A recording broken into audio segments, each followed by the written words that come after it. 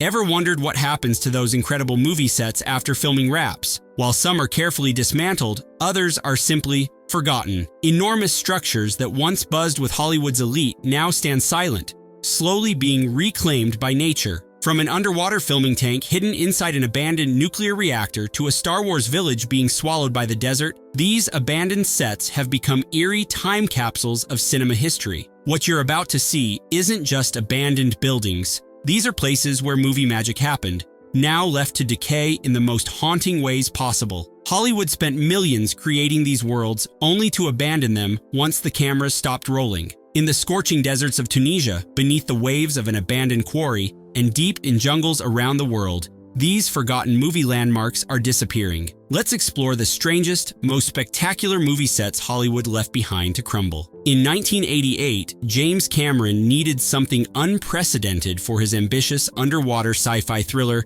The Abyss, a way to film extensive underwater sequences with unprecedented realism. His solution was extraordinary. The production team converted the unfinished Cherokee nuclear power plant in Gaffney, South Carolina, into the world's largest underwater filming studio. They filled the containment vessel with 7.5 million gallons of water. The main tank was 40 feet deep and 70 feet across, with a smaller tank for additional scenes. Inside this flooded concrete cavern, Cameron's crew built elaborate underwater sets representing the film's deep-sea drilling platform and alien spacecraft. Special cameras and lighting systems were developed specifically for this production, pioneering techniques that would influence underwater filming for decades. The cast endured grueling conditions, sometimes spending up to 12 hours a day underwater. When filming wrapped, the economic reality set in. The sets were too expensive to dismantle and remove from the remote location. The production company drained the water, locked the gates, and walked away, leaving behind millions of dollars worth of movie magic to deteriorate inside the abandoned nuclear facility.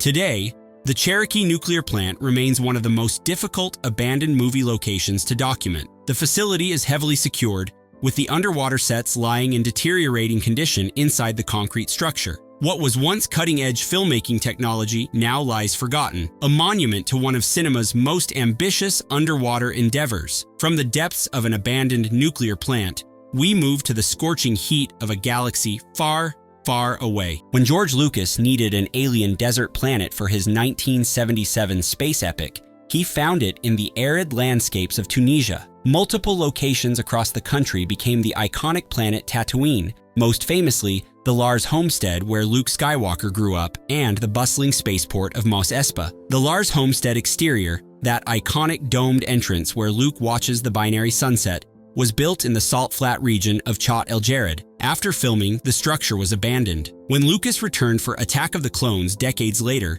they discovered the original dome still standing, weathered by years of desert exposure. They restored it for the prequels, only to abandon it once again. The more elaborate Mos Espa set was constructed for The Phantom Menace near the town of Nefta. This wasn't just a facade, it was an entire alien settlement with multiple buildings, market stalls, and the famous pod racing arena. These structures were built with concrete and wood, designed to withstand the elements long enough for filming. The shifting sands of the desert began to gradually bury portions of Mos Espa. Giant dunes slowly migrated toward the set, with some buildings becoming partially submerged. In 2014, a scientific study used the movement of dunes around the Mos Espa set to measure desertification rates. The researchers found the dunes were moving approximately 15 meters per year. Star Wars was literally being swallowed by the desert. Despite these challenges, local preservation efforts have continued. Fans raised over $75,000 in 2014 to save the Lars homestead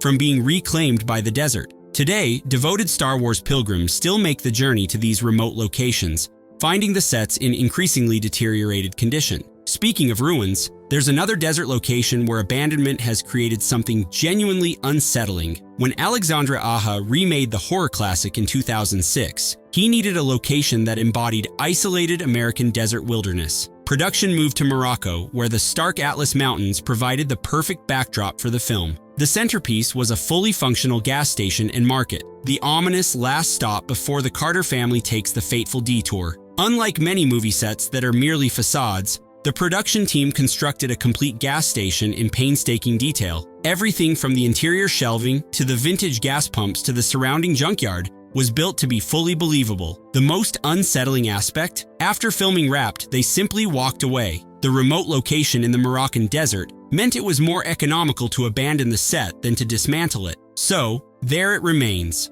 A fully stocked American-style gas station in the middle of the North African desert, slowly being reclaimed by the elements. Over the years, the abandoned gas station has deteriorated in ways that make it even more unsettling than it appeared in the film. Paint has peeled in the relentless sun, revealing layers beneath. Wind-blown sand has drifted into corners, partially burying displays. The metal has rusted, giving everything a reddish tinge. Horror film enthusiasts who make the difficult journey to the site report an eerie experience. Standing in this decaying replica of Americana, miles from any actual civilization, creates a sense of disorientation and unease. From the desert, we sail to tropical waters where pirate ships lie abandoned. When Disney launched the Pirates of the Caribbean franchise, they spared no expense in creating authentic-looking pirate vessels. The Black Pearl, Captain Jack Sparrow's infamous ship, wasn't just a digital creation. Substantial portions were built as practical sets for filming key sequences in the Caribbean waters. During production in Dominica and the Bahamas, large sections of the ship were constructed on location. These weren't just small set pieces, but substantial portions of the vessel, including deck sections, cabin interiors, and hull segments. After filming Wrapped on various sequels, a surprising decision was made. The cost and complexity of disassembling and transporting these structures back to Hollywood studios proved prohibitive. In some cases, it was actually cheaper to leave portions behind than to ship them back. Today, weathered remains of these once glorious pirate ships can be found deteriorating in various Caribbean locations. The tropical climate has accelerated their decay. Wood has rotted, metal fittings have rusted, and once detailed carvings have been worn smooth by the elements. Local boat operators occasionally take tourists to view these fading remnants. What they find are ghostly fragments, a partial deck section here, a weathered cannon mount there. Nature is reclaiming these structures, with tropical vines weaving through openings and colorful fish making homes in submerged hull sections. From fictional pirate waters, we move to a real-world dystopia that became a movie set. When filmmakers needed to create the impoverished coal mining District 12 for The Hunger Games, they found a location that required little modification: the already abandoned Henry River Mill Village in North Carolina. Founded in 1905 as a textile mill community, the village once housed hundreds of workers and their families. But economic hardship led to the mill's closure in 1973, and the village was gradually abandoned as residents sought work elsewhere. By the time location scouts discovered it in 2011, Henry River Mill Village had stood empty for decades. The decay was authentic. Weathered wooden company houses lined the streets. The general store stood vacant with broken windows. Nature had begun to reclaim the structures, with vines climbing walls and trees growing through porches. The production team didn't need to create a dystopian setting.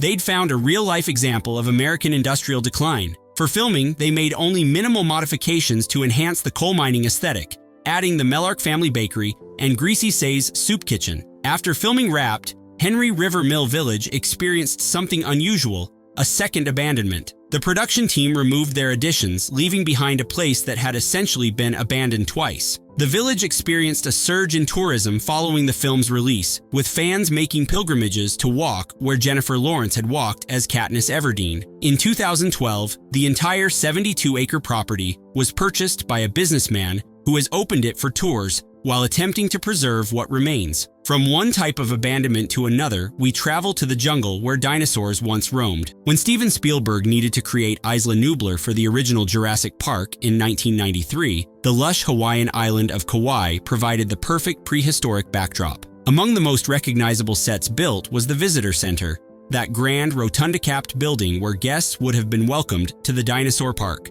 While most interior scenes were filmed on soundstages in California, portions of the Visitor Center were constructed on location in Kauai's dense jungle. During filming in 1992, Hurricane Iniki, the most powerful hurricane to hit Hawaii in recorded history, made landfall on Kauai. The production had to evacuate, and several outdoor sets were damaged. When they returned, they incorporated this real storm damage into the film's third act. After filming completed, some exterior structures proved too difficult to remove from the remote jungle location. Rather than disturb the sensitive ecosystem with heavy equipment, certain elements were simply abandoned to the elements. Over the decades, nature has reclaimed these remnants in a way that mirrors the film's theme of life finding a way. Dense jungle vines have engulfed concrete foundations. Tropical trees grow through what were once doorways. The humid climate has accelerated decay, with wooden elements rotting away and metal components rusting into unrecognizable forms. In a meta-twist, when filmmakers returned to the franchise for 2015's Jurassic World, they incorporated these decaying original sets into the storyline. The overgrown, dilapidated visitor center appears in the film as an abandoned relic from the original park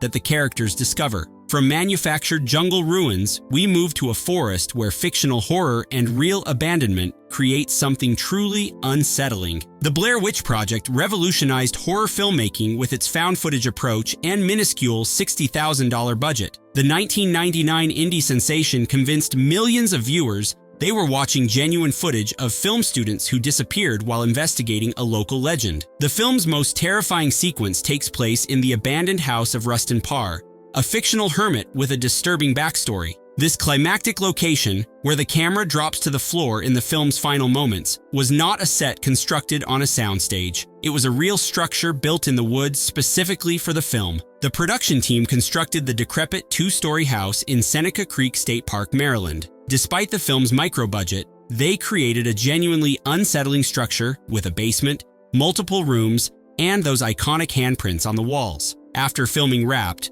portions of the structure were left standing in the woods. The remote location meant few people would stumble upon it accidentally, but its continued existence created an eerie extension of the film's mythology. Over the years, dedicated horror fans would occasionally venture into the park trying to locate the structure. Weather and vandalism gradually took their toll. The house began to collapse, with the second floor becoming increasingly unstable. Park officials eventually removed the more dangerous portions due to safety concerns. From fictional horror to fictional apocalypse made real, for over a decade, AMC's The Walking Dead transformed parts of Georgia into a post-apocalyptic landscape. Unlike most productions that build temporary sets, this long-running series often filmed in genuinely abandoned locations, enhancing them with post-apocalyptic details before leaving them to continue their natural decay. The small town of Grantville, Georgia, served as a backdrop for the show's third season. Once a thriving textile mill community, economic decline had left much of the downtown vacant before the production arrived. The show's art department added apocalyptic touches, crashed cars, accumulated debris, and strategic damage to the already deteriorating buildings. Similarly, the Terminus storyline was filmed in an abandoned factory complex near downtown Atlanta. This massive industrial space had stood empty for years before being transformed into the seemingly safe haven that was revealed to be a dangerous trap. What makes The Walking Dead locations unique is the layering of fictional abandonment over real abandonment. Many buildings were already deteriorating before filming, creating an authentic base layer. The production added a fictional apocalyptic layer, and after filming wrapped, these locations continued to naturally decay. From recent abandonments to one of Hollywood's oldest forgotten treasures, in 1923, Cecil B. DeMille created the most spectacular biblical epic ever filmed, the original silent version of The Ten Commandments. For the Exodus sequence and scenes depicting ancient Egypt, DeMille ordered the construction of an enormous set in the Guadalupe-Nipomo dunes of California. This wasn't just any movie set. It was a colossal recreation of an Egyptian city spanning 12 city blocks, featuring 4 35-foot-tall pharaoh statues, 21 sphinxes, and massive temple gates reaching 110 feet high. Over 1,600 workers spent 6 weeks building this ancient Egyptian city in the California desert. When filming concluded, DeMille faced a dilemma. Dismantling such an enormous set would be prohibitively expensive. However, leaving the set standing would allow competitors to use it for their own productions. DeMille chose a third option. He had the entire city buried in the sand. For decades, the lost city of DeMille became a Hollywood legend. Some doubted it ever existed, but in 1983, film enthusiasts and archaeologists located the site using DeMille's personal maps and began excavation efforts. What they discovered was astonishing. Beneath the shifting dunes lay remarkably preserved pieces of the massive set. The dry conditions and sand burial had protected many elements from deterioration.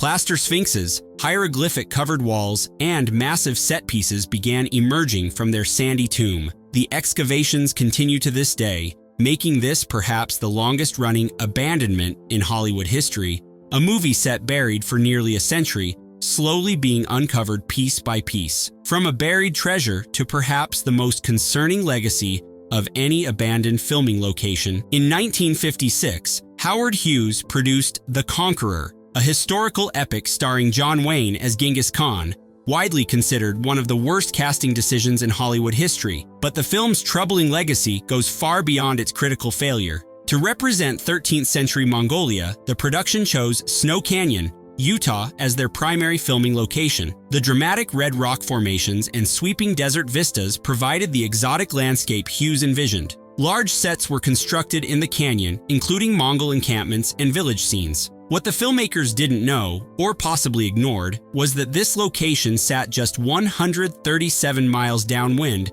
from the Nevada National Security Site, where the U.S. government had conducted above-ground nuclear tests between 1951 and 1953. For nearly 3 months, the cast and crew lived in this potentially affected landscape. They breathed the dust, ate food prepared with local water, and handled props and soil from the area. The aftermath was concerning, with many cast and crew later developing health issues at rates higher than the national average. The abandoned filming location itself became a grim monument to Hollywood decision-making. Unlike other abandoned sets that attract tourists and film enthusiasts, Snow Canyon became a place that raised serious questions about production safety. As we've seen, abandoned movie sets tell stories far beyond the films they helped create. Some have become accidental time capsules, preserving moments of cinematic history. Others have transformed into unintentional tourist attractions or archaeological sites. What connects them all is the stark contrast between their brief moments of glory and their long abandonment. Sets that once bustled with A-list actors now stand silent, visited only by the occasional explorer or dedicated film buff. Places built to create fantasy have, through abandonment, become eerily real. As studios increasingly rely on digital effects and green screens, these physical remnants of filmmaking's more tangible era become even more significant. They represent a time when creating movie magic required not just pixels, but actual lumber, concrete, and human labor. The next time you watch a film, consider this. Somewhere in the world, pieces of that cinematic universe might still exist, slowly crumbling, returning to nature, but carrying the echoes of the stories they helped tell. What famous movie location would you want to explore before it disappears forever? Let us know in the comments. Hollywood may have abandoned these remarkable places, but their stories continue long after the director called cut for the final time.